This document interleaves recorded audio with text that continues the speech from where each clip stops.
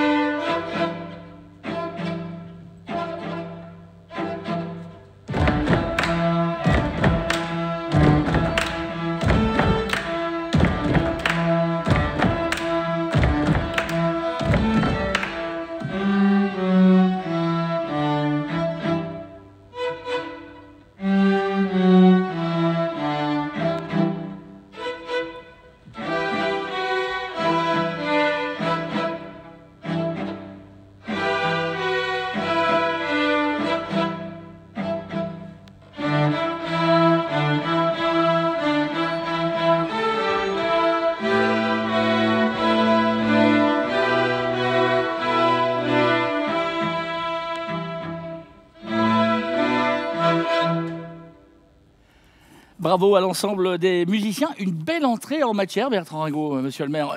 Fier d'avoir autant de talent à Gravelines. Exactement, on a la chance d'avoir ce centre François Mitterrand avec l'école de musique, l'école des beaux-arts et également l'école de danse. Donc on a vraiment 3 belles écoles avec presque 700 élèves en période normale, hein, donc hors situation particulière que nous vivons actuellement. Mais c'est vraiment une belle réussite et là nous en avons un bel échantillon et je souhaite vraiment que nous repartions sur les mêmes bases dès que nous sommes sortis de cette pandémie. Alors Gravelines est une ville dynamique, attractive, tournée vers sa population et sa jeunesse. Vous avez depuis de nombreuses années mis en place un CMJ. Alors lui, il a été élu en octobre, si mes informations sont bonnes. Il remplace au pied levé, parce qu'Éléonore Rappeau, qui est l'élu, qui est la maire du CMJ, est au sport d'hiver, elle est en classe de neige. Et Mathis a dit, moi je suis le premier adjoint. C'est le rôle d'un premier adjoint, c'est de remplacer tout de suite le maire, c'est ça Bertrand? Exactement, c'est la suppléance du maire et je suis très heureux que nous ayons ce conseil municipal des jeunes depuis presque 20 ans. Et voilà, c'est une belle satisfaction, des jeunes qui visitent, les institutions de notre 5e République, l'Assemblée nationale, le Sénat. Ils sont également allés au Parlement européen, ils vont au département, ils vont à la région, ils comprennent le fonctionnement de la délibération municipale, des actions municipales. Ils sont aussi force de proposition dans un certain nombre de sujets. Ils sont très bien encadrés par des élus en charge de la jeunesse, mais également par des bénévoles et des salariés de la direction jeunesse de la ville que je tiens également à saluer. Donc j'ai une petite pensée pour notre maire du conseil municipal des jeunes, Éléonore Rappeau, qui s'excuse, mais qui est avec nous, j'en suis sûr, en visio. Alors lui, il est présent. Il m'a dit tout à l'heure à la préparation, j'ai un peu le trac. Écoute Mathis, on va te détraquer tout de suite, c'est le cas de le dire. Peux-tu te présenter?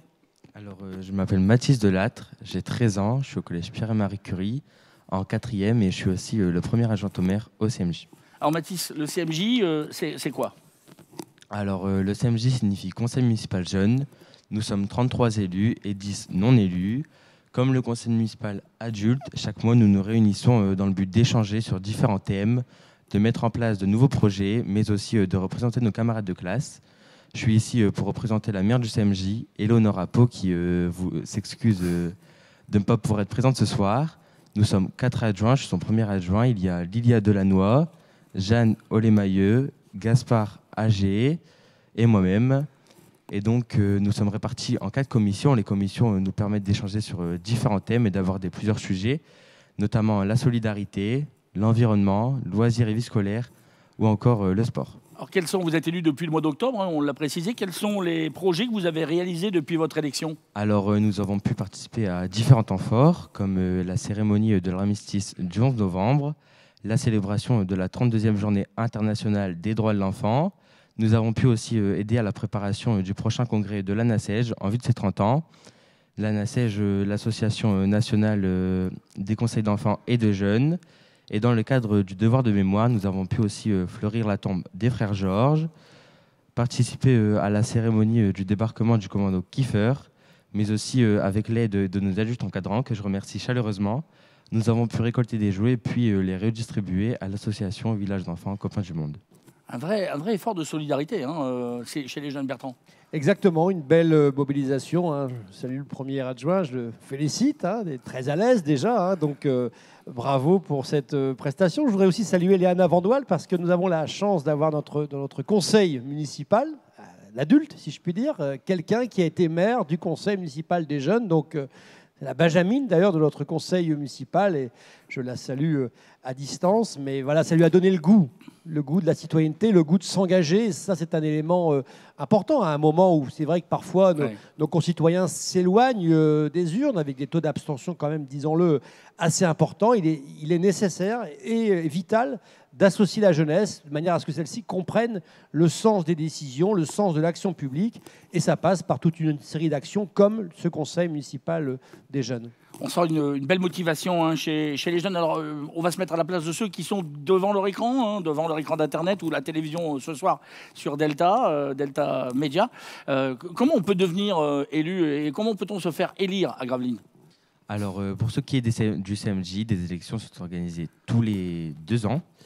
Donc, tous les élèves du CM1 à la 4e peuvent candidater pour être élus au CMJ. Les notes ont eu lieu en octobre dernier. Elles sont organisées dans toutes les écoles et dans tous les collèges de Gravelines.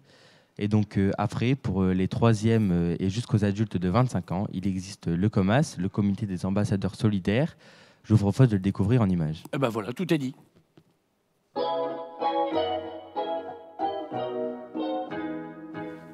Le COMAS est un comité pour les jeunes de 15 à 25 ans. Nous réalisons des projets pour la ville de Gravelines. Nous nous rassemblons chaque mois en présentiel ou en visio selon les emplois du temps de chacun. Et depuis octobre 2020, nous avons déjà effectué plusieurs actions. Nous travaillons avec les techniciens et les élus municipaux pour soulever une problématique ou un besoin. Depuis notre création, nous avons pu soutenir les étudiants lors du confinement. Mais également, nous avons pu intervenir sur l'accueil du centre de vaccination.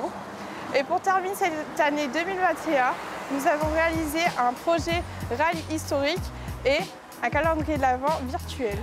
L'année 2022 est très prometteuse. Nous organisons de nouveaux projets, la création d'un escape game ou bien sur le thème de l'environnement Ensuite, nous participerons au Printemps de la jeunesse ainsi que le retour du calendrier de l'Avent. Si tu as l'envie de nous rejoindre et de t'engager, c'est très simple, tu peux nous retrouver sur nos réseaux sociaux. Au nom du COMAS, On vous souhaite une merveilleuse année 2022.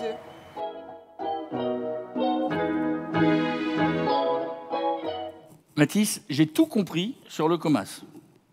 Un dernier message peut-être aux internautes et aux téléspectateurs et aux jeunes qui nous regardent?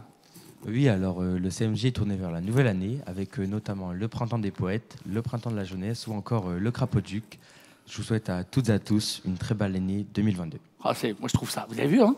Magnifique. Bertrand Rago, on sent quand Magnifique. même qu'il y a de la détermination et beaucoup d'investissement de la part des jeunes gravelinois. Exactement, je voudrais d'ailleurs remercier les parents de tous ces jeunes hein, qui aussi les motivent, les impliquent, c'est aussi un élément important, et les enseignants, car il y a toute la démarche avant les élections, les enseignants qui expliquent un petit peu le fonctionnement démocratique d'une commune, de notre pays, donc il y a tout un travail qui est fait, et je voudrais aussi rendre hommage aux enseignants, car en cette période, ça a quand même été particulièrement difficile pour les personnels des écoles, mais aussi pour les enseignants. Donc je tenais aussi à leur tirer un petit coup de chapeau ce soir. C'est formidable, très beau message. Mathis, je vais te poser une question indiscrète qu'on n'a pas prévue du tout au scénario. Tu as un téléphone portable?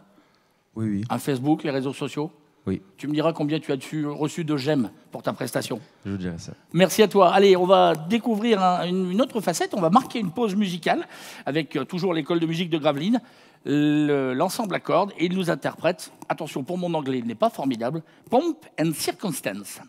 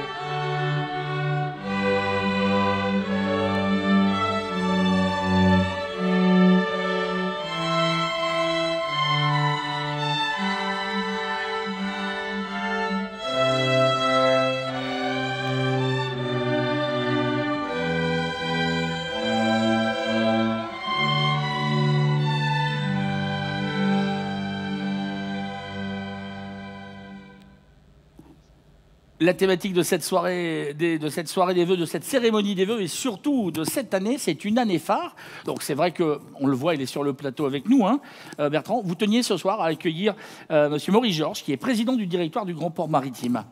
Exactement, des vœux placés sous les auspices maritimes. Et j'ai envie de dire, nous aurons également d'autres intervenants sur cette thématique ô combien essentielle pour notre littoral. Et je voulais vraiment que Maurice Georges, qui vient d'arriver sur notre littoral dunkerquois il y a quelques mois, le patron, disons-le, du port de Dunkerque, avec ses projets ô combien importants, puisse être notre grand témoin. C'est une tradition. Chaque année, nous avons eu des invités d'honneur. Nous en parlions à l'instant. Il y a quelques années, c'était le patron de SNF qui est venu nous annoncer l'arrivée de cette entreprise. Nous avions eu également le voisin calaisien, Jean-Marc Pissoso, qui était venu nous parler du projet Calais-Port 2015. Et ce soir, je suis très heureux d'accueillir Maurice Georges et je lui souhaite, au nom des Gravelinois, cette fois-ci un peu plus officiellement, la bienvenue à Dunkerque.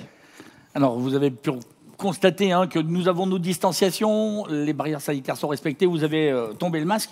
Bienvenue à vous, bonsoir. Ma première question, c'est vous avez pris vos fonctions il y a quelques mois. Alors, quel est votre ressenti sur votre arrivée sur cette année sur le littoral ? Bien, bonsoir Monsieur le maire, bonsoir à toutes et bonsoir à tous. Je suis très très heureux d'être avec vous, même si effectivement c'est une cérémonie en distanciel. C'est déjà une cérémonie chaleureuse. J'ai bien aimé tous les intermèdes musicaux et ça prouve déjà ce que j'ai découvert depuis 6 mois que je suis ici, c'est que j'allais pas dire tous faire musique, mais par contre tous fait avec la volonté, tous fait avec de la bonne humeur et un vrai enthousiasme pour prendre en compte tous les challenges, toutes les difficultés ou toutes les choses d'avenir. Donc un vrai plaisir d'être ici et dans cette communauté. Le port est bien dans son environnement, de Gravelines jusqu'à Dunkerque, et on y est très heureux. Il y a une vraie chaleur sur le littoral. Quel bilan tirez-vous, Maurice Georges, de l'année 2021 ?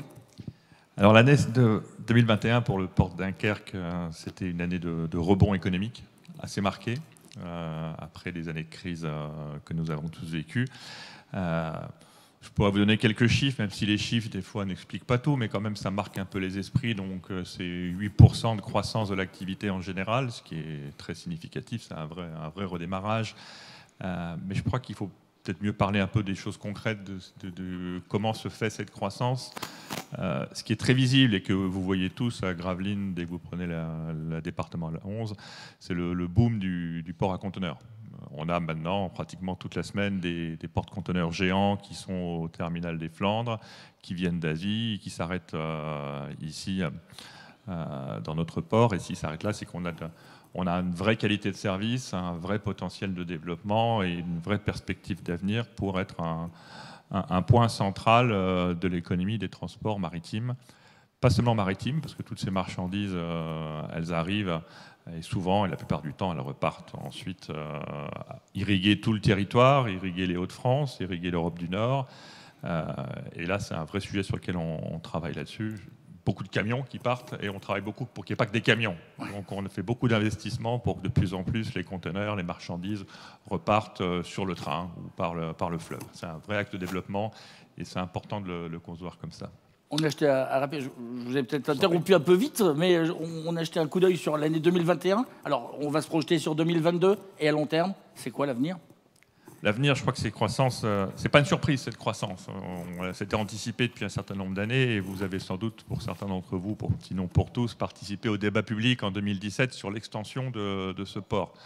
Et ce débat public, il avait conclu qu'il y avait un vrai potentiel, un vrai avenir, mais qu'on ferait ce développement que si la croissance était là.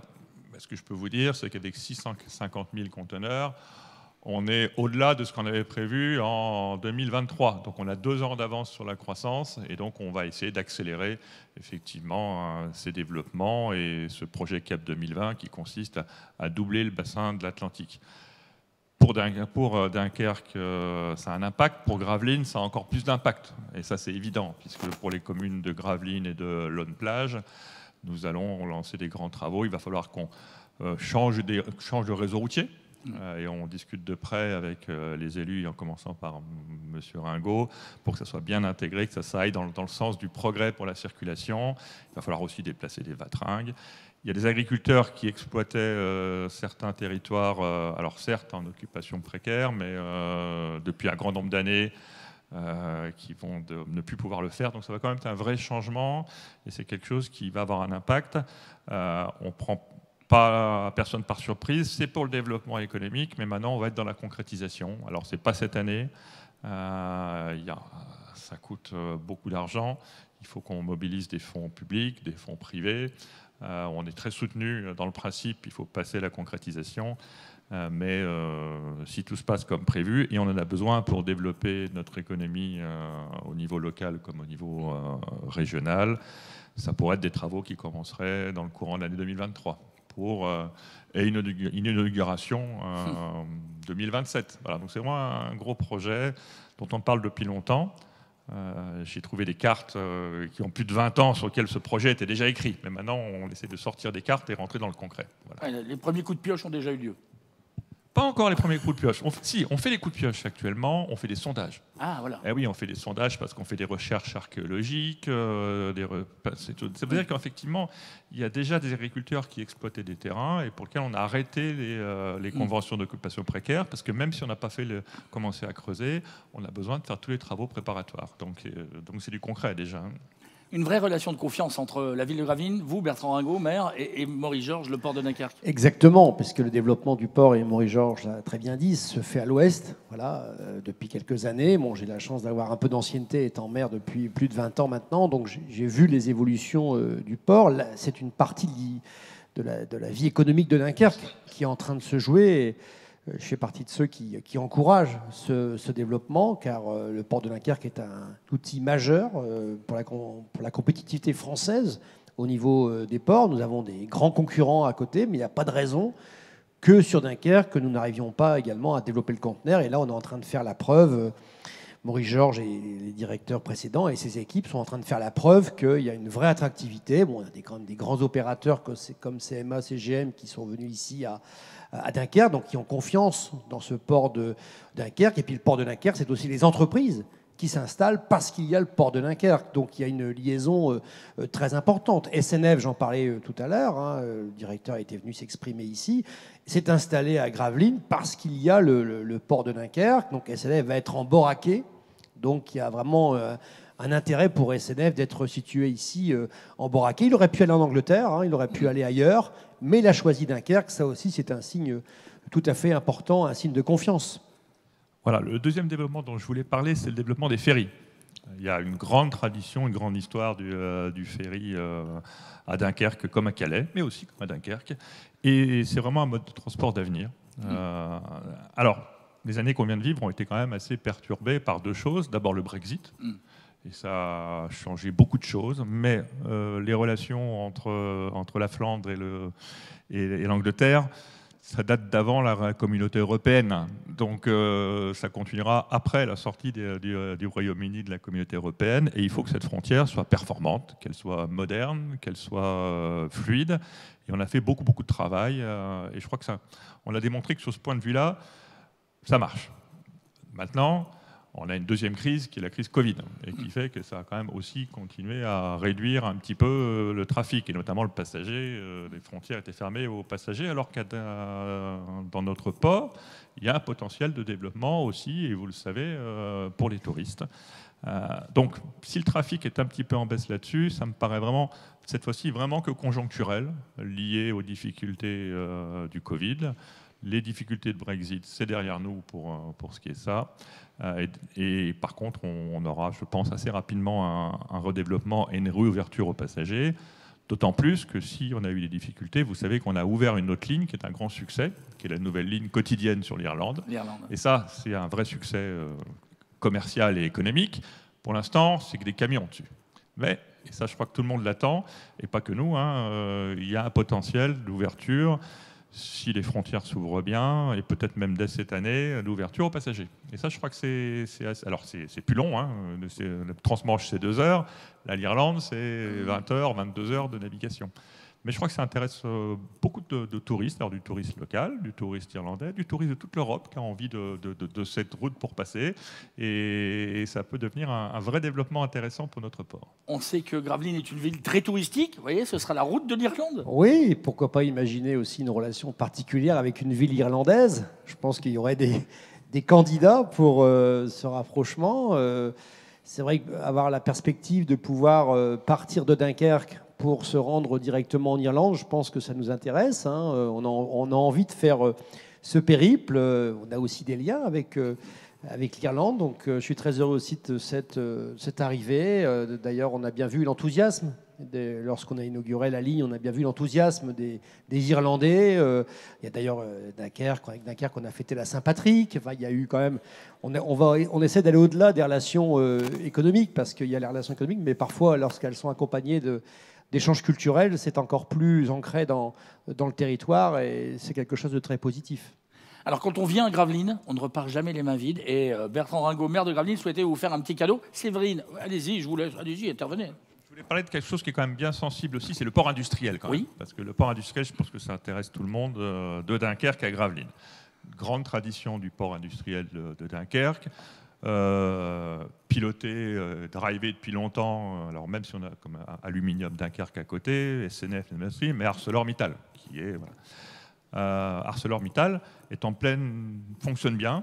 Il y avait, après la crise, a repris l'ouverture de ces fours, et comme vous le savez, est en plein développement sur comment se décarboner, fonctionner à l'hydrogène, fonctionner au gaz, fonctionner à l'électrique.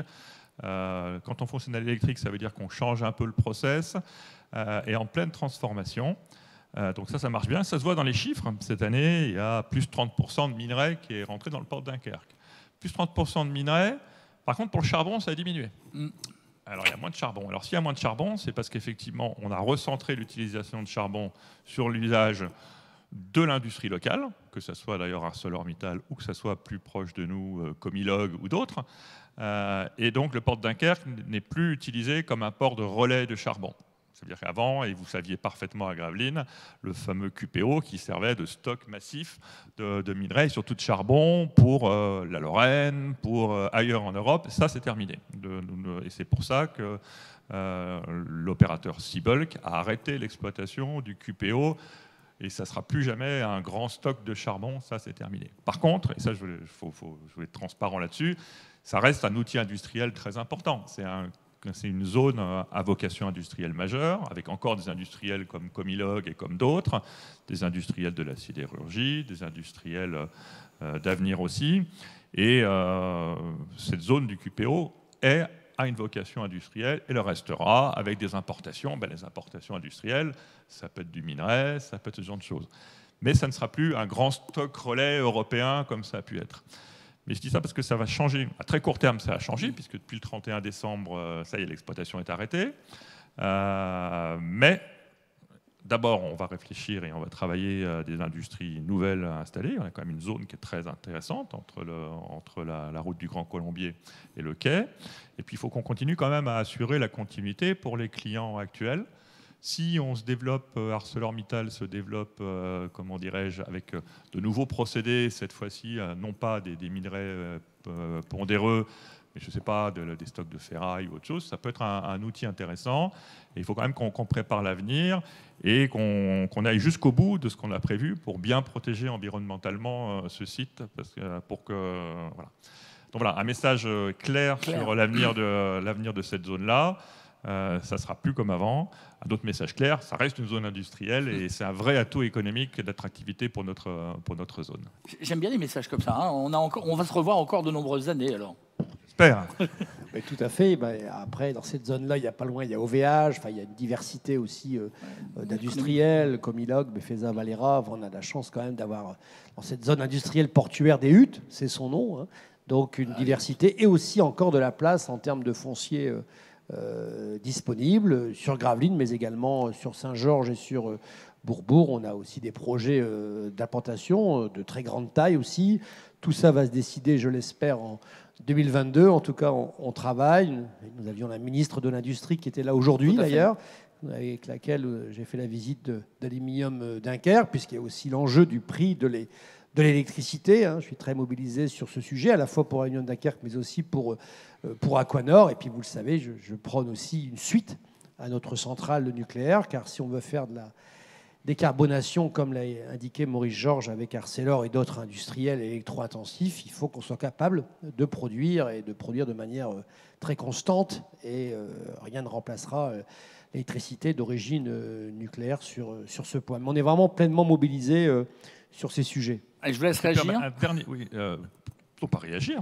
Je suis tout à fait d'accord avec M. Ringot. Je vais juste rajouter un dernier point. Effectivement, une grande richesse de ce port et donc de la communauté urbaine avec, c'est son patrimoine foncier. Alors on en a parlé tout à l'heure, son patrimoine foncier, il est hérité d'un certain nombre d'expropriations, il y a maintenant plus de 40, 50 ou voire plus, et beaucoup de choses qui n'ont pas bougé depuis, et donc ils sont restés en terre agricole. On est effectivement en train de réaliser ce patrimoine foncier actuellement au profit de l'industrie, au profit de la logistique. Mais on est dans un monde moderne. Et le monde moderne, c'est d'avoir, chaque fois qu'on fait du développement économique, pratiquement autant en préservation de la nature et en préservation de la biodiversité. On utilise des formules que certains d'entre vous connaissent, un peu absconses, de mesures de compensation. Le principe, il est simple. Si vous faites 1 hectare industriel, vous devez compenser par 1 hectare de protection de la nature. Et ça vaut aussi pour le port de Dunkerque. Ce que ça veut dire, c'est que si on a un patrimoine actuellement de 3000 hectares disponibles, si on en installe 1000 hectares, vous pouvez être sûr qu'il y en aura au moins 1000 hectares qui seront... Et on a un schéma naturel, on a un schéma du patrimoine naturel d'ensemble qui prévoit des zones sanctuarisées, qui prévoit des corridors écologiques, qui prévoit des zones de cœur de nature. C'est pas nouveau, vous vous en souvenez, la première fois qu'on l'a mis en place, c'était il y a 10 ans. Quand on a accompagné l'installation du terminal gazier, du terminal LNG. Parce que ça aussi, ça a été fait à un endroit qui était assez privilégié en termes de nature. Donc c'était un investissement pour l'avenir industriel et ça a été accompagné par un schéma naturel. Là, 10 ans après, on a des projets d'envergure qui sont similaires en envergure, voire même plus, entre le projet du bassin Cap 2020, le projet de la zone grande industrie vers Bourbourg, le projet de zone logistique. Et bien c'est pareil, en matière de patrimoine naturel, on a le même type d'ambition. Et c'est vraiment dans ce sens-là qu'on peut faire, je pense, un développement harmonieux. Je pense que tous nos concitoyens, c'est ça qu'ils attendent de développeurs responsables. C'est pas de dire, comme on fait l'industrie, on fait que ça. C'est d'arriver à faire les deux en même temps. Et en tous les cas, c'est à ça que je m'attache, monsieur le maire. Et je suis persuadé que vous trouverez le juste équilibre. Alors ça tombe bien, parce que regardez, on va vous offrir, Séverine va nous amener le présent. Vous n'allez pas repartir les mains vides. C'est une tradition ici à Gravelines. Bertrand va vous remettre une vue aérienne du port. On se revoit dans quelques années et on fera la même photo. Oui, donc c'est pas le port de Dunkerque, monsieur le directeur, c'est le port départemental de Gravelines, Grand-Fort-Philippe. Donc c'est une très belle esquisse, car nous avons la chance d'avoir ce port, un port de plaisance désormais, mais qui a été d'ailleurs illustré par de nombreux peintres de grand talent. Georges Seurat, qui s'est occupé d'immortaliser notre port départemental Grand-Fort-Philippe, Gravelines, qui devrait aussi avoir du changement, puisque nous travaillons avec la communauté urbaine pour qu'il y ait un transfert du département vers la communauté urbaine, de manière à ce que nous puissions nous occuper du dragage de ce port départemental. Il y a des travaux actuellement sur les Perrets, dans le cadre de la compétence de protection GEMAPI, vous avez entendu parler, sur la protection du trait de côte. Il y a beaucoup de travaux. Pendant 30 mois, nous aurons des travaux sur ce port. Et en confortement des Perrets, il y a aussi des travaux sur les portes. En tant que président des Watringues, je suis amené aussi à intervenir sur les portes de notre port.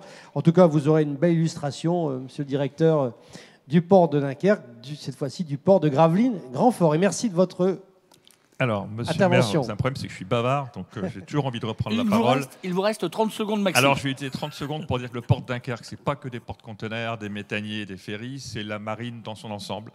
Et de la marine de loisirs. Et je pense qu'aussi bien à Grand-Fort-Philippe qu'à Dunkerque, il y a de grandes ambitions sur le développement de la plaisance, et d'où le port, on fait notre partie sur ce point. C'est aussi la marine de sécurité, et je sais que vous accueillez tout à l'heure la SNSM, et je voudrais dire qu'effectivement, dans toute la zone du port de Dunkerque, la situation actuelle, souvent dramatique, des migrants qui partent de nos côtes, crée des situations humaines et maritimes très très difficiles, et je voudrais rendre honneur à tous les marins du service public, qu'ils soient d'ailleurs civils, militaires ou bénévoles, à à Dunkerque comme à Gravelines pour tout ce qu'ils font pour la sécurité de nos concitoyens du monde entier. Merci à vous, merci à vous, monsieur Maurice Georges. Allez, on va marquer une nouvelle pause musicale avec l'école de musique et l'ensemble à cordes. Ils nous interprètent Tambourin de Rameau.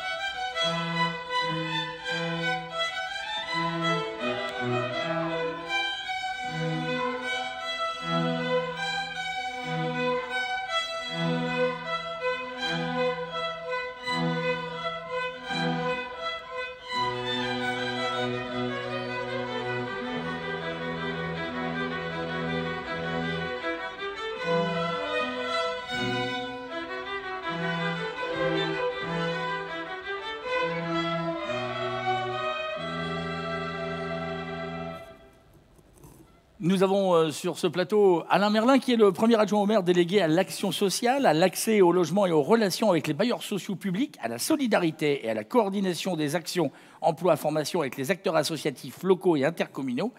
Il est avec nous sur ce plateau. Alain Merlin, bonsoir. Oui, bonsoir Franck. Merci d'être parmi nous. Alors, premier adjoint de l'action sociale, c'est pour vous 2021, une année qui fut quand même bien chargée. Oui, c'est vrai, surtout dans le contexte de pandémie que notre pays connaît, la solidarité, je peux dire le grand mot solidarité, je vais souvent parler de la solidarité parce que la solidarité, c'est presque de façon naturelle imposée à toute l'équipe municipale. La solidarité, c'est pas simplement l'affaire d'une personne, malgré que j'ai la chance d'avoir cette délégation sur la solidarité, elle résulte aussi d'une volonté de chacun, à la place qui est la sienne, de souhaiter tendre la main vers d'autres personnes qui parfois sont en souffrance. Voilà la définition du mot solidarité comme nous le concevons. Avec toute l'équipe des élus, en s'appuyant bien sûr sur le professionnalisme des services municipaux. Nous pouvons dire que notre réseau de solidarité a montré toute son importance pour notre cité pendant l'année qui s'est écoulée. Et je ne voudrais pas aussi oublier le monde associatif, qui est notre partenaire incontournable dans son rôle de facilitateur de travail en matière de lien social, de connaissance des publics et d'appréciation des enjeux et bien souvent des situations sociales difficiles sur notre territoire. Dans l'organisation générale des collectivités, existe le Centre communal d'action sociale, dont vous êtes le vice-président. Pour eux aussi, 2021 fut une année très chargée. Oui, bien sûr, très chargée. Et en effet, le Centre communal d'action sociale aura rempli pleinement ses missions, avec parfois des attentes particulières, mais aussi avec une législation qui n'est plus la même qu'il y a 30 ans. Le cœur de notre activité peut se résumer en 2 mots, adaptation et innovation. Innovation dans le sens où nous ne pouvons pas parler d'action sociale sans forcément parler d'emploi et d'insertion.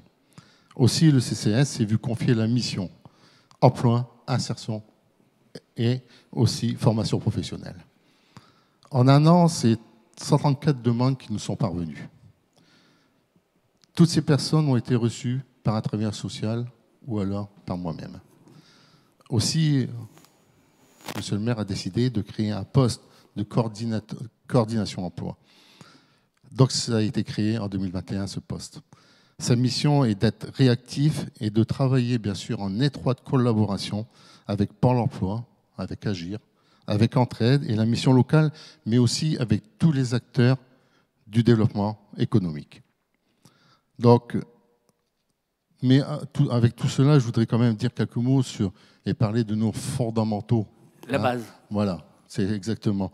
Notre champ d'action qui reste dans notre cœur d'action et dans notre cœur de métier est l'instruction des aides à la personne que nous mettons en place et bien sûr les aides aux familles.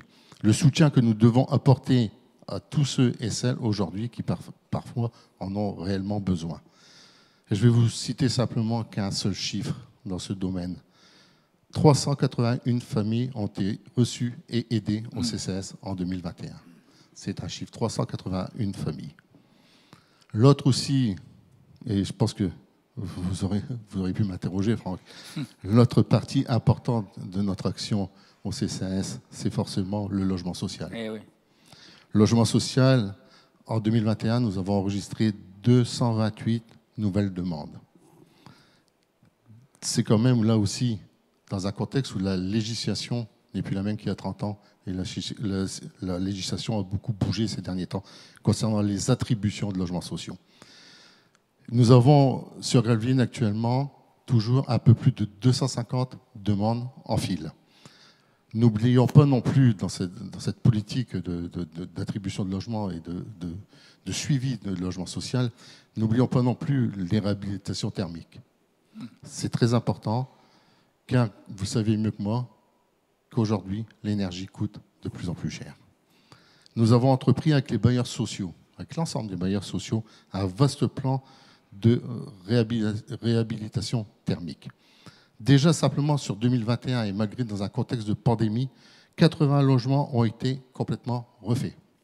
Et les réhabilitations vont aussi se poursuivre en fonction d'un plan qu'on a défini avec les bailleurs. Et aussi d'autres nouvelles constructions et d'autres réhabilitations, forcément, sont déjà programmées pour cette année 2022. Après, bien sûr, les réalisations sur Petit-Fort-Philippe, que nous avons l'occasion de tous de voir actuellement. Nous verrons aussi la démolition et la reconstruction de bâtiments au boulevard Pascal et Poète, où là, 32 logements neufs sortiront de terre, dont un espace avec ascenseur. La friche du centre-ville devrait aussi normalement démarrer, ainsi que le vaste projet de la gare, qui conduiront forcément à une augmentation de l'offre de logements locatifs de façon à satisfaire le maximum de demandes. Voilà un petit peu sur notre politique du logement social sur Gravelines. Il n'y a pas que ça, hein. Vous avez plein de volets, dont les personnes âgées aussi, j'ai vu. Et voilà, j'y J'ai anticipé. J'y arrive, Franck, voilà, j'y arrive justement. Quelques mots sur les personnes âgées, c'est vrai, le CCS détient aujourd'hui un registre d'alerte pour les personnes âgées qui se sont volontairement inscrites sur ces listes. Celles-ci sont appelées régulièrement et éventuellement sont aidées éventuellement, bien sûr, dans les périodes comme nous avons vécu avec la pandémie, mais aussi sur les plans canicules et sur les plans grand froid. Il y a les personnes âgées, il y a la jeunesse aussi. Eh oui. Et ne pas oublier aussi, sinon notre collègue Raoul m'en voudrait, Raoul. je voudrais ne pas oublier la politique envers notre jeunesse quand même, et souligner bien sûr le travail qui est effectué, bien sûr avec Raoul, mais aussi avec le service jeunesse, et j'associerai aussi l'association Atouville. Certes, nous avons les aides traditionnelles que nous attribuons aux étudiants. Cette année, en 2021, 180 dossiers ont été traités, 180 étudiants ont été aidés pour leurs frais de scolarité. Mais il ne faut pas oublier aussi que nous avons aussi le minimum social garanti. Depuis 1989, vous voyez, on a maintient le minimum social garanti. La bourse au permis de conduire que nous avons mis en place il y a quelques années. Le fonds d'action à la formation individuelle pour ceux qui sont éloignés, très éloignés de l'emploi, qui ont besoin de se former. Sans oublier, bien sûr, l'ouverture du centre de formation des apprentis dans le domaine du bâtiment, après celui-là, de l'industrie. Ça aussi, c'est quand même à souligner. Et puis toujours dans l'entente, dans ce domaine d'entraide et de solidarité, nous avons su ouvrir le centre de vaccination de Sportica. Plus de 25 000 personnes ont pu se faire vacciner complètement. Et encore aujourd'hui, on peut même se faire tester ici. Et aujourd'hui, on peut encore se faire tester à Sportica. Et ce centre à Spartica a perduré tout le mois de janvier pour les rappels, bien sûr, et les fameuses 3e doses qu'on a mis en place. Bien sûr, tout cela n'aurait pas été possible sans la mobilisation de tous. Et là-dessus, j'aimerais encore une fois remercier, je pense que, M. le maire, vous l'avez déjà dû le faire, mais je voudrais quand même remercier les élus qui m'ont rejoint dans ce centre de vaccination, les services municipaux, bien sûr, très présents, les agents de Spartica, les agents du CCAS, les agents du Béguinage et Jean-Baptiste Rivière, parce qu'on a assuré aussi les transports des personnes âgées. Et c'est ces personnels qui l'ont, des personnes âgées ou personnes handicapées, c'est ces personnels qui se sont cloués à cette charge. Un grand merci aux bénévoles de l'Ordre de Malte et de la Croix-Rouge aussi, aux différents services de santé qui se sont mobilisés pendant 19 week-ends consécutifs aux côtés de nous et pour notre population. Donc vous voyez, comme vous le disiez, Franck, il y a beaucoup de dossiers, parfois très complexes, et on aurait pu aussi en développer beaucoup d'autres pistes, mais je pense que notre activité a été très riche et sera encore très riche dans les années qui viennent. Mais soyez convaincus que devant les difficultés, nous n'allons rien lâcher, nous ne lâcherons rien. Et nous sommes tous disponibles auprès des Gravelinois et des Gravelinoises pour certes les accueillir, mais aussi pour répondre à leurs craintes et parfois à leurs interrogations pour l'avenir. Et je peux terminer mon propos sans bien sûr souhaiter humblement et sincèrement tous mes vœux de bonheur à tous les Gravelinois et les Gravelinoises. Nous sommes là aussi pour eux, pour rendre notre ville encore plus belle et plus attractive qu'elle ne l'est déjà maintenant. Et ça, vous pouvez croire à notre sincérité. Et aussi, je me tourne vers vous, Monsieur le maire, mon cher Bertrand, afin de te dire qu'au nom de l'ensemble de notre équipe municipale, nous connaissons ton investissement au quotidien pour le bien-être de chacun. Dans les différentes rencontres que nous avons ensemble, tu n'oublies jamais personne. Et avec toi, Bertrand, ce n'est jamais je, mais nous. Voilà. Au nom de toute l'équipe, je te renouvelle notre soutien. Je t'adresse à toi, à Isabelle, ton épouse, à vos enfants, à vos parents, à vos proches, tous mes vœux les plus chaleureux de joie, de bonheur, de santé et de prospérité. Aussi, pour terminer, une simple phrase, soyons vigilants et attentifs pour nous tous et agissons ensemble pour un avenir serein. Voilà. Je crois que tout est dit, Bertrand. On sent une vraie solidarité, un vrai travail d'équipe. Exactement, Alain a bien synthétisé les choses. Alain m'accompagne depuis 2001, donc depuis plus de 20 ans. Voilà, donc j'ai la chance d'avoir une équipe solide. Voilà, un premier adjoint aussi qui est à mes côtés en toutes circonstances. Une équipe solide qui s'est renouvelée au fil des mandats. C'est nécessaire aussi, mais c'est vrai qu'on a gardé une solidité dans cette équipe qui nous permet de mener à bien tous les projets qu'on détaille ce soir. Je voudrais remercier Alain de l'engagement qui est le sien, puisqu'il reçoit énormément de concitoyens gravelinois. Il l'a exprimé. Je lui ai confié aussi la mission emploi en début de mandat. J'ai vraiment souhaité que le CCAS soit au cœur des préoccupations d'emploi et de formation. Nous avons la chance aussi d'accueillir, Alain l'a rappelé, 2 centres de formation ici à Gravelines, qui n'existaient pas par le passé. Le centre de l'AFPI, donc tous les métiers de l'industrie, parce qu'il faut former. On accueille des industries, mais encore faut-il que nous soyons capables de former et d'attirer des jeunes vers l'industrie. Et puis plus récemment, la FOBAT, donc j'avais visité il y a de nombreuses années ce centre près d'Edignoles, les Boulognes, cet internat qui forme parmi les meilleurs ouvriers de France dans le bâtiment, et j'ai vraiment souhaité qu'ils ouvrent, et ça s'est fait, qu'ils ouvrent une antenne ici à Gravelines. Donc voilà, on peut se former à Gravelines pour celles et ceux qui à un moment donné, cherchent une orientation. Il y a vraiment de la place dans ces métiers du bâtiment et de l'industrie. Il ne faut pas hésiter à se mobiliser. Le CCAS vraiment est au cœur de ce dispositif avec toute l'équipe très professionnelle qu'anime et que dirige Olivier Le Sabre, pour qui j'ai également une pensée. En tout cas, belle année au CCAS, belle année à toi, mon cher Alain, et à mon tour, je te renvoie mes vœux de bonne année pour toi et puis ton ton épouse et toute ta famille, en te remerciant une nouvelle fois de ton engagement fidèle et loyal à mes côtés depuis 21 ans maintenant. Voilà, merci Alain. Merci à vous Alain, merci. Nous on reste ensemble Bertrand parce qu'on a encore un petit peu de dossiers à aborder ce soir. On marque une pause musicale avec, et ce sera le dernier rendez-vous avec l'ensemble à cordes de l'école de musique. On va peut-être danser un petit peu, même chez vous, vous avez le droit de bouger. Et puis allons-y, un petit coup de French Cancan.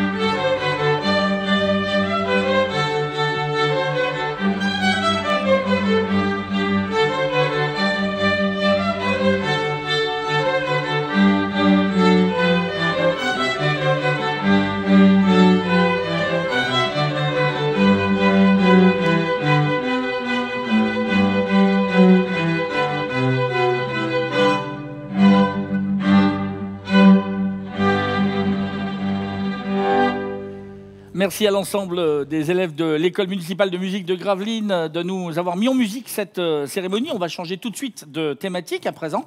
Vous savez que le premier symbole d'une ville, eh bien, c'est souvent son clocher. Ici, à Gravelines, il y a le chenal, le beffroi, les fortifications de Vauban, et puis surtout le phare. Le phare est en pleine cure de jouvence. Je vous propose de découvrir cette cure en images.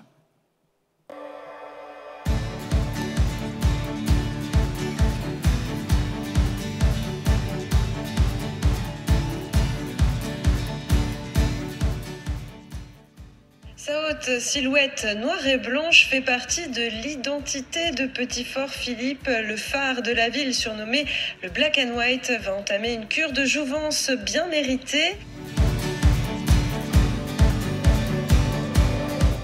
Dès sa mise en service en 1843, le phare a abrité les familles de ses gardiens. Un lieu de travail, de vie, pour un bâtiment qui a révolutionné la vie des marins. C'est l'aboutissement, c'est le premier aboutissement, une longue période d'études. On a rencontré les architectes, on a rencontré la population, on a rencontré les élus. Et c'est vraiment un moment émouvant. Le phare est aujourd'hui vieillissant. Alors pour lui rendre toute sa noblesse, un chantier de restauration d'envergure a été lancé. 9 mois de travaux sont prévus. Il faut entretenir l'extérieur, reprendre les peintures, la toiture mais pas seulement. Alors une restauration sera faite effectivement aux parties du rez-de-chaussée qui servait donc d'habitation aux gardiens du phare, les enduits de façade qui se sont un peu désagrégés par endroits, des pathologies liées donc à l'humidité, ainsi que tout ce qui est ferronnerie, menuiserie qui vont être donc restaurés à l'identique. C'est d'autant plus émouvant que c'était très spontané. Parce que c'est eux qui ont eu l'idée les premiers de vouloir payer la peinture. Ils voulaient payer la peinture pour le phare de Petit-Fort. Ils habitent tous là tout autour. Et bon, il est évidemment impossible de recevoir de la peinture ou même de l'argent pour payer la peinture de la part d'une association. Donc en passant par la Fondation du patrimoine, on a trouvé le moyen de le faire.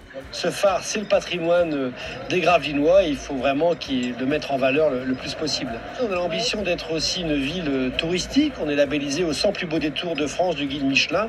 Donc on met en valeur l'ensemble du patrimoine de la ville.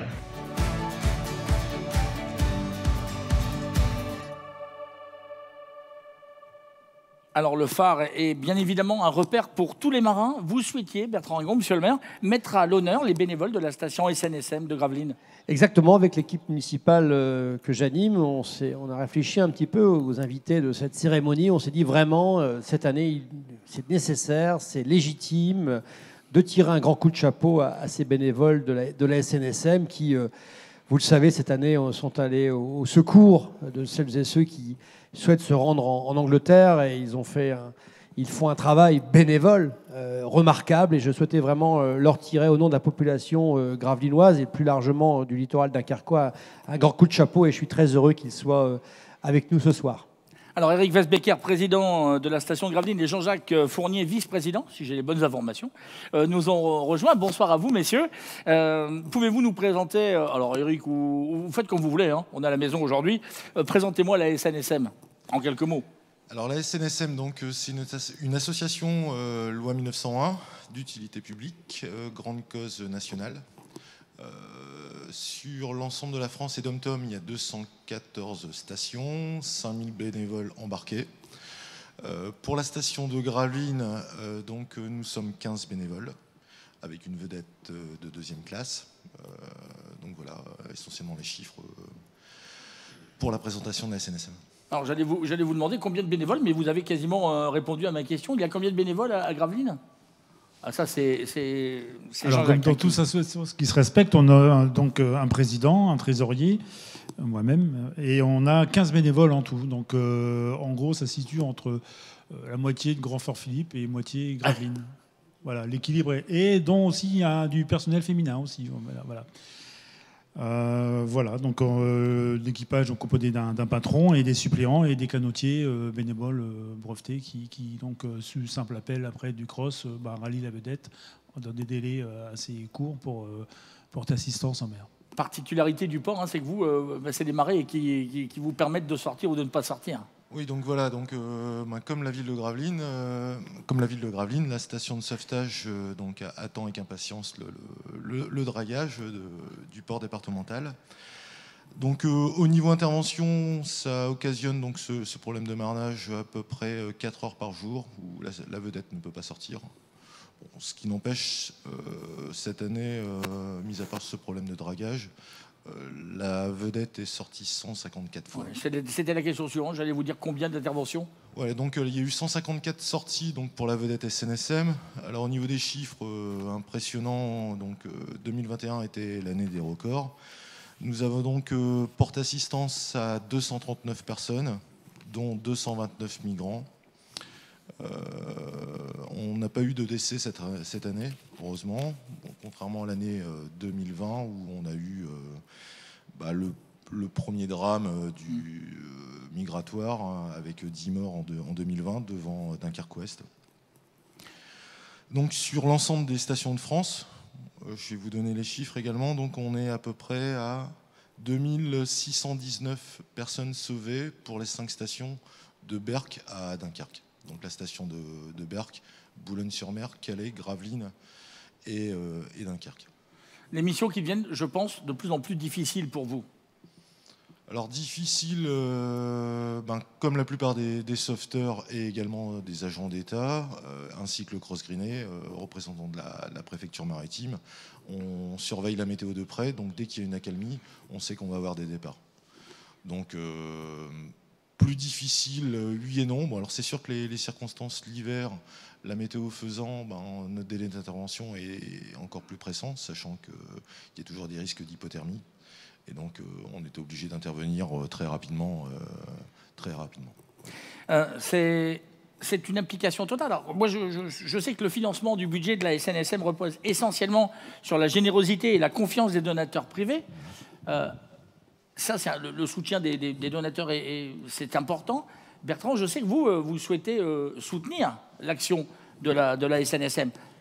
Oui, donc on l'avait déjà soutenu par le passé en participant à l'investissement du canot, voilà, de la vedette. On avait participé à la fois en tant que commune, aussi en tant que conseiller général, j'avais réussi à mobiliser le département. Mais cette fois-ci, compte tenu des circonstances, j'ai souhaité aussi aider financièrement le fonctionnement, car chacun voit ce qu'il se passe, vit difficilement les drames qui se passent ici à quelques encablures, personne n'est indifférent à ça. Et donc, c'est la SNSM, ce sont les bénévoles qui sont confrontés à ça en direct. Donc, on imagine, on a aussi eu des témoignages de bénévoles de la SNSM.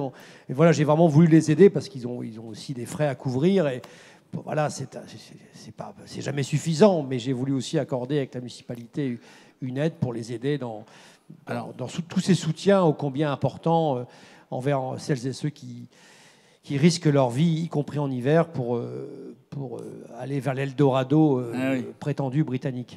Alors, ils ne sont pas au courant, et ça va être une vraie surprise, parce que Séverine va nous amener un beau cadeau que vous allez recevoir. Vous n'étiez pas au courant? Eh bien, regardez, c'est la surprise, parce que la mairie de Gravelines, Bertrand Ringot, son maire, vont faire un don d'une valeur. On va le lever un petit peu pour que la caméra puisse le voir. Mettez-vous autour de Bertrand. 5 000 €. Alors, si vous aussi, vous souhaitez soutenir l'action de la SNSM, regardez, on va vous montrer en 15 secondes comment ça se passe.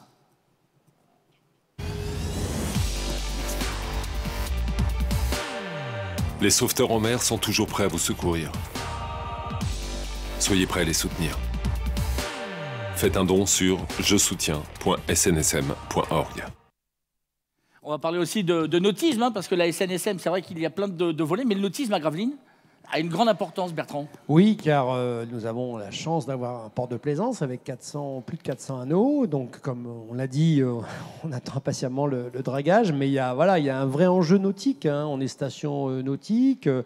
On a un grand projet avec l'équipe municipale sur la base nautique. Je voudrais vraiment qu'on ait une nouvelle base nautique. Ça me paraît tout à fait important. C'est un projet du mandat sur lequel on est mobilisé. On a aussi la chance d'avoir un grand nombre d'associations nautiques qui travaillent ensemble au sein de la station voile. Donc il y a un vrai enjeu de former aussi les jeunes avec les classes de mer, avec la base nautique, l'école de voile, le GVLS. On a quand même une athlète qui est Albane Dubois qui est allée aux Jeux Olympiques. Je pense qu'il faut quand même le dire, qui se prépare aussi pour Paris 2024. C'est un tout.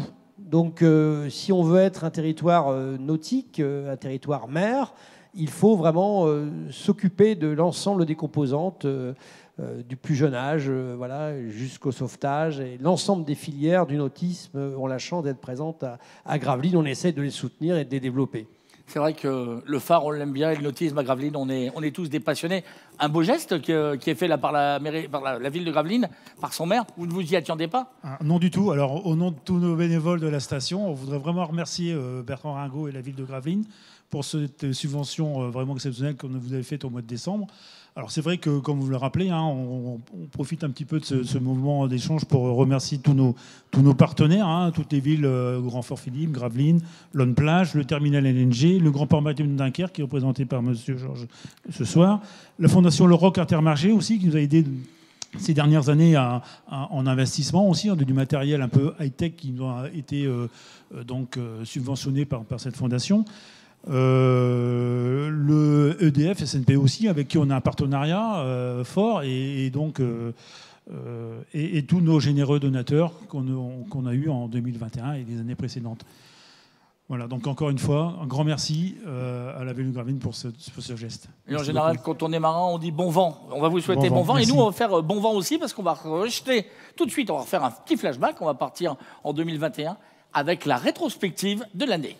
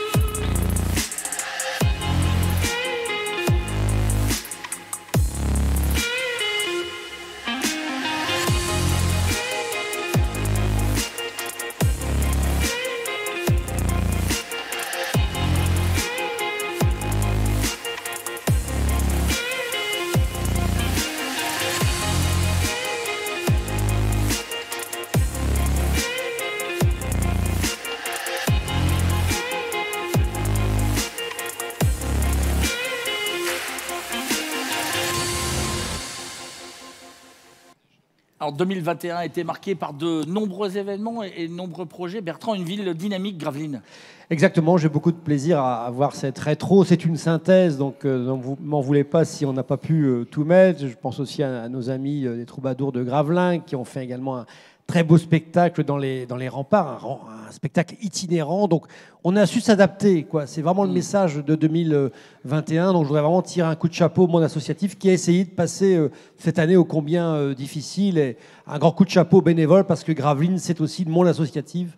Plus de 250 associations avec des bénévoles passionnés et vraiment engagés. Encore récemment, le Trail de Vauban, samedi dernier.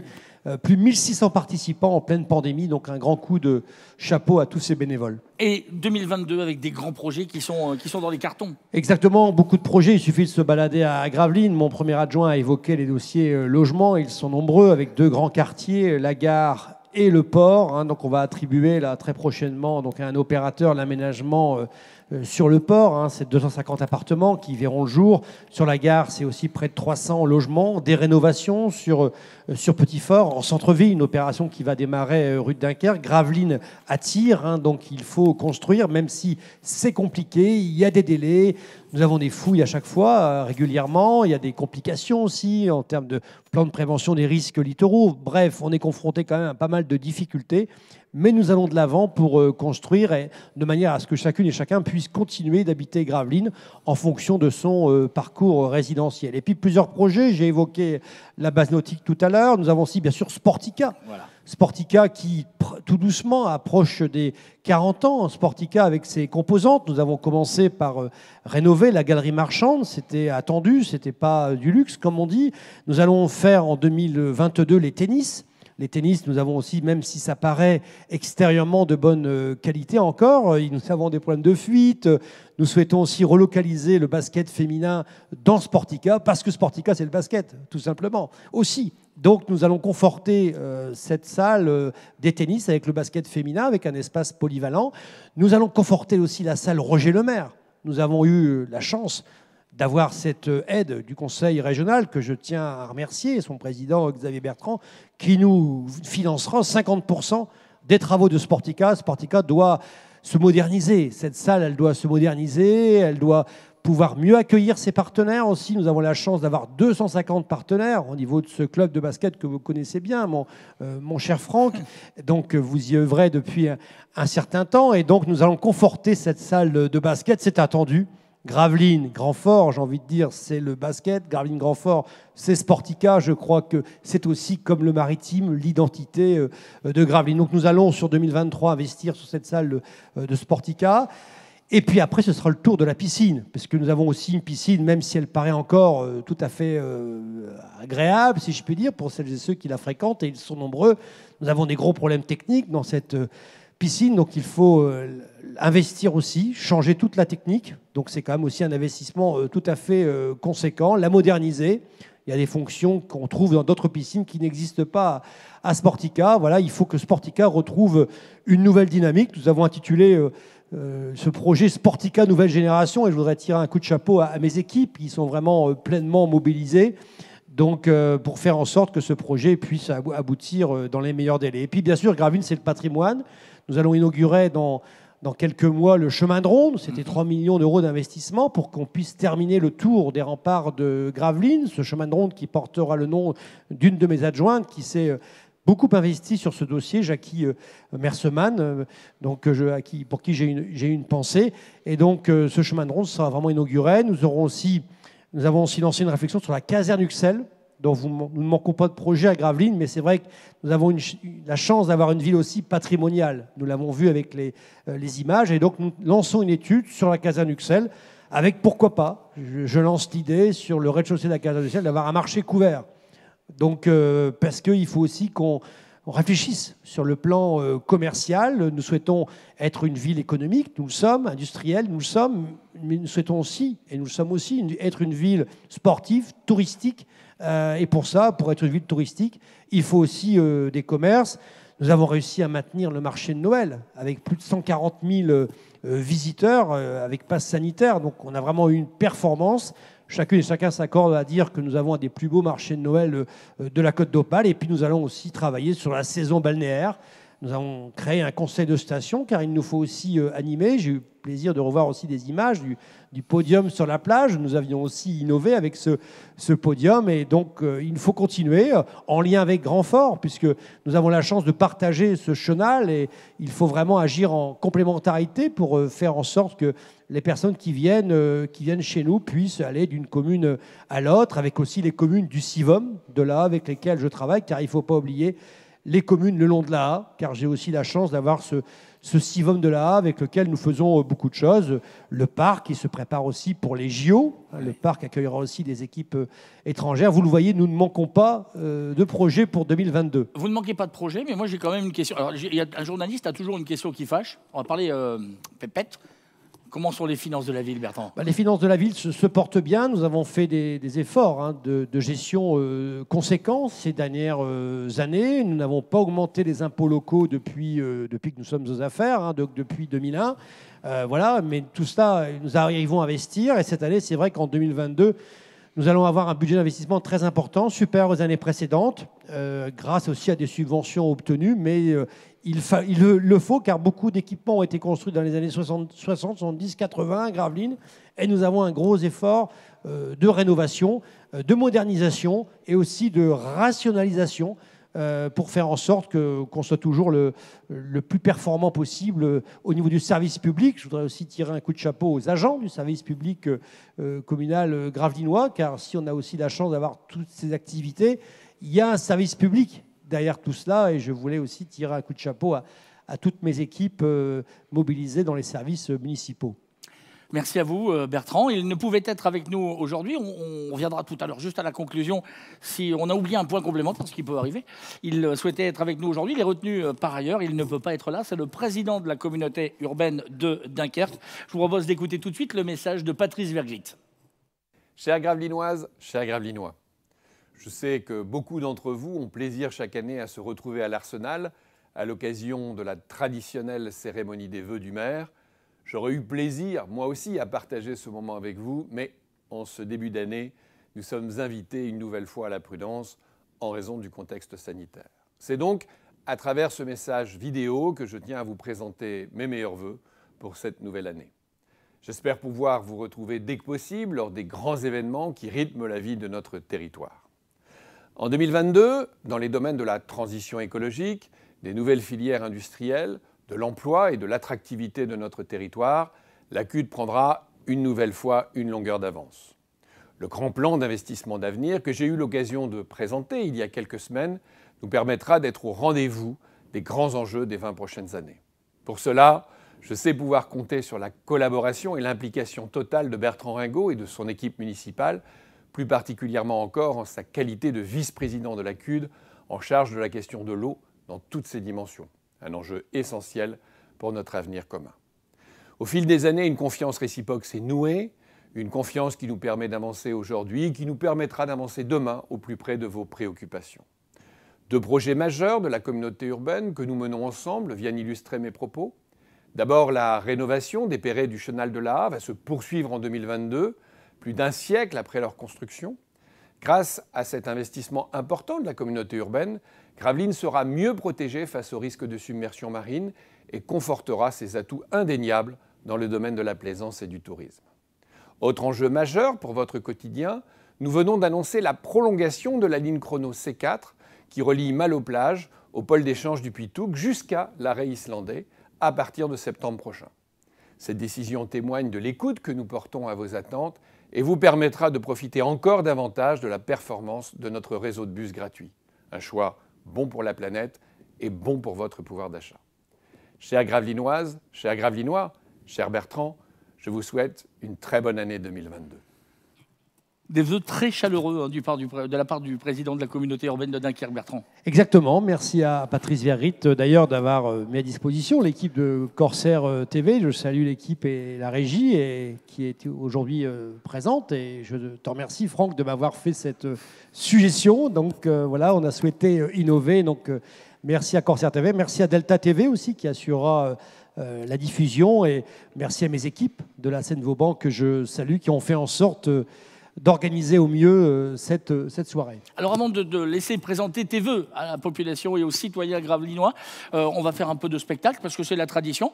Elles sont derrière nous, c'est les danseuses et les danseurs de l'école municipale de danse sous la direction de Dorothée Varlet. Alors on va leur laisser le plateau parce que moi, à part la danse des éléphants, c'est tout ce que je sais faire. Bertrand, on leur laisse la scène. Merci chez vous d'applaudir très chaleureusement l'école municipale de danse avec une belle chorégraphie sur le thème de la mer concoctée par Dorothée Varlet.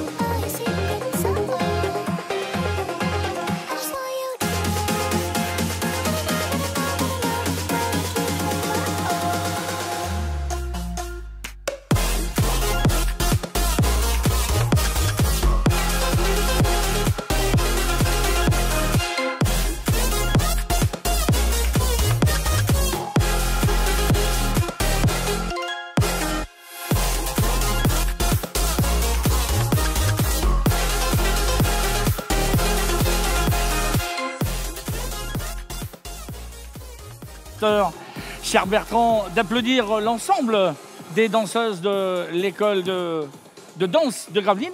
On va chanter tout doucement la musique, je dis ça pour les informations dans le car régie. Alors nous, on va regarder, on va juste reculer un petit peu, parce qu'il est de tradition en général, dans une cérémonie des vœux, Bertrand, de remettre un bouquet à l'épouse du maire. Exactement. Donc... Ah, attends, bouge pas. Voilà, vas-y, c'est bon. Exactement, donc j'ai le plaisir on va accueillir Isabelle. De saluer mon épouse, de la remercier également de son engagement à mes côtés, car chacune et chacun sait que dans l'engagement, qu'il soit municipal, professionnel, associatif, il faut être soutenu. Et je voudrais remercier Isabelle de son soutien constant toute l'année et indéfectible. Et je lui remets avec plaisir au nom de la municipalité, au nom de mon premier adjoint, ces quelques fleurs. Voilà, merci.